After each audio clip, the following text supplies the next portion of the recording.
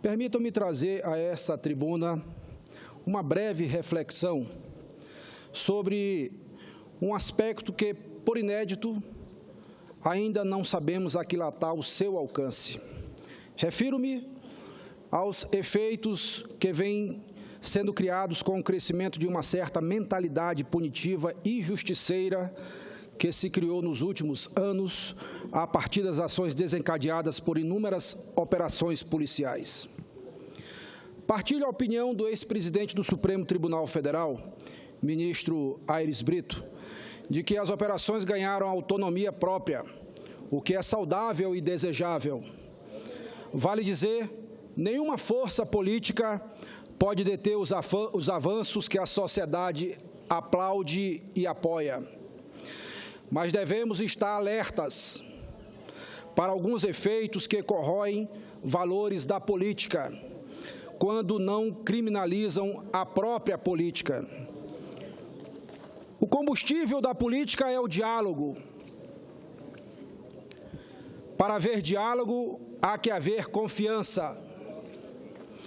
Temos assistido nos últimos dias à ruptura desse princípio elementar, com a divulgação de conversas reservadas, reveladas a partir do gesto mais abjeto de traição e quebra de confiança. Ainda que essas revelações possam ser consumidas com júbilo no mercado da política, elas apontam para algo preocupante, que deveríamos cuidar com a atenção que dedicamos aos fundamentos da civilidade mínima que garante a sobrevivência das diferenças. Nenhuma animosidade, nenhuma disputa política, nenhum contraste entre adversários pode estar acima do valor fundamental da confiança. Custo crer que tenha havido algum tipo de incentivo, senhor presidente, ainda que velado, de agentes da Justiça para que um investigado incrimine outras pessoas com expedientes tão abjetos. Que os delatores se arrependam e confessem os seus crimes, que apontem os cúmplices. Tudo isso é desejável, mas não é cabível que, em nome de uma higienização da política, se afrontem valores nos quais se assenta toda a nossa concepção de sociedade.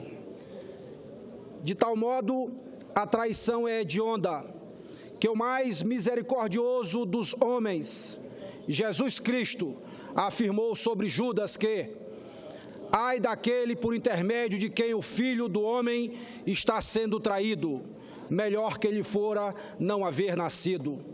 Além disso, é bom que se diga, por mais moralizante que sejam as intenções, ao se transformar conversas privadas em espetáculo midiático, o efeito acaba contribuindo para a maior desmoralização da vida pública. Sem contar o flagrante desrespeito ao artigo 5º da Constituição, que diz expressamente que são invioláveis a intimidade, a vida privada, a honra e a imagem das pessoas. Não admira que o índice de confiança social das instituições políticas venha desabando a cada vez que é medido.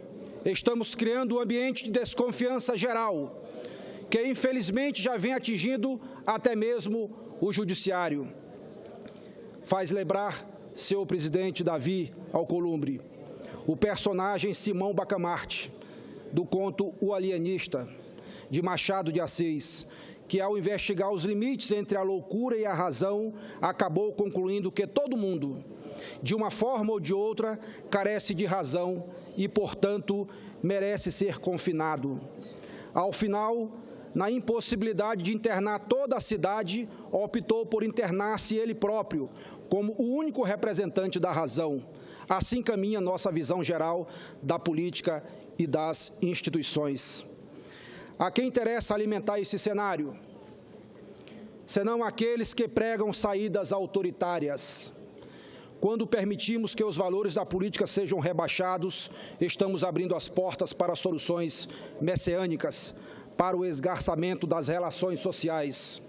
Repito, A política se faz com valores, não apenas com a administração de obras e de projetos. Não pode haver política sem uma utopia partilhada e sem uma ética validada na experiência.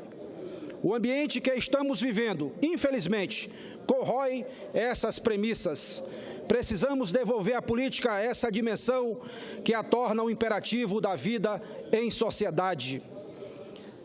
Não podemos, finalmente, eu digo para concluir, senhor presidente, não podemos nos regozijar com o clima punitivo, ainda que atinja adversários políticos, pois as vítimas somos todos nós, cidadãos brasileiros. Ao afrouxarmos o respeito aos princípios constitucionais, estamos enfraquecendo o bem maior, que é a nossa democracia, de tal modo que, respeitosamente, contrariando aquilo que disse há pouco o meu antecessor, contrastando o que disse há pouco o meu antecessor, por quem tenho muito respeito, senador Telmário, que é adversário político do senador Romero Jucá. Lá no meu Maranhão, fazemos política também no campo oposto ao do senador Sarney. E eu não me regozijo com o que está acontecendo. Os adversários têm que se respeitar e podem até ser amigos.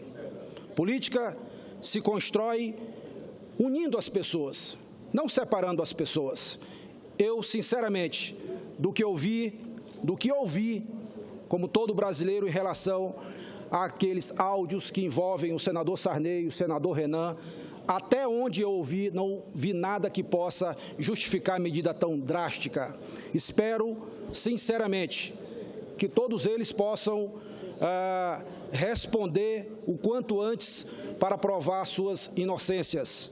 Agora, senhor presidente, senhoras e senhores senadores, se já é grave essa prática de ouvir as pessoas de forma clandestina, comprometendo a confiança e, consequentemente, o diálogo que pode levar à negação da política, porque, como disse, política se faz com diálogo e, para haver diálogo, é preciso confiança. Se essa prática já é execrável, já é condenável, alguém poderia dizer: os fins justificam os meios. Para se promover a higienização da política, é preciso fazer isso. Eu não concordo, mas vamos admitir por hipótese. Agora, o mais hediondo de tudo, o que eu acho que é inaceitável sob todos os aspectos, muito mais do que a prática sobre a qual falamos há pouco, é exatamente o vazamento seletivo daquilo que é dito como segredo de justiça, de processo que corre em segredo de justiça, onde o próprio advogado da parte não tem acesso ao processo, mas a imprensa tem. Parte da imprensa tem, muitas vezes, e aí de forma seletiva é divulgado notícias e que levam a essa sensação que traz constrangimento, inclusive, a esta casa, como foi dito, a mais antiga e a mais importante da nossa República. De modo que eu deixo aqui essa reflexão, deixo aqui essa visão conceitual. Aqui não vai defesa de ninguém, porque tem aqui senadores, colegas que estão habilitados, aptos para fazer a sua própria defesa. Percebe-se claramente um ambiente de constrangimento no Senado Federal. Esperamos que esse ambiente que está aí levando essa desconfiança possa ser superado com os fatos que possam ser trazidos a público. De modo que eu agradeço a confiança e deixo aqui essa reflexão aos meus colegas senadores e senadoras e ao povo brasileiro. Muito obrigado.